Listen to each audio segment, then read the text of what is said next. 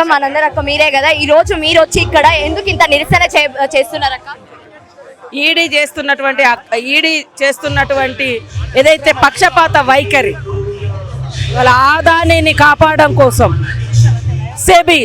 సెబీని కాపాడడం కోసం మరి ప్రధానమంత్రి ఇట్లా స్టెప్ బై స్టెప్ ముగ్గురు ఇంటర్లింక్లో ఉన్నటువంటి అక్రమాలన్నీ కూడా ఖచ్చితంగా ఈడీ ఎంటర్ అయి వాటిని విచారణ చేపట్టాలని డిమాండ్ చేస్తుంది.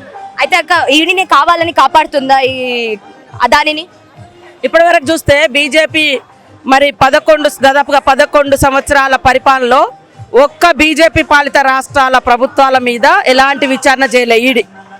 కానీ బీజేపీ ఇతర ప్రభుత్వాల మీద, వ్యక్తుల మీద దాడులు చేయడము, అరెస్టులు చేయడము, చిన్న చితక వాళ్ళ మీద, చిన్న బిజినెస్ దారుల మీద, పొలిటికల్ లీడర్స్ మీద విపరీతంగా చేసి భయోత్పాతానికి గురి చేస్తున్నారు.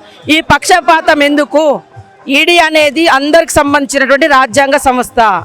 ఆ సంస్థ యొక్క కార్యక్రమాలు కాకుండా పొలిటికల్ ఇన్ఫ్లుయెన్స్డ్తో నడిపిస్తున్నట్టుగా మా పార్టీ నుంచి మేము ఈరోజు మీకు చిత్తశుద్ధి ఉంటే ఈడీకి వెంటనే ఆదాని మీద, వెంటనే సెబీ కమిషన్ చైర్పర్సన్ మీద మీరు విచారణ చేపట్టండి అని, అదేవిధంగా జేపీసీ జాయింట్ పార్లమెంటరీ కమిటీ కూడా వెయ్యాలని మా పార్టీ డిమాండ్ చేస్తుంది.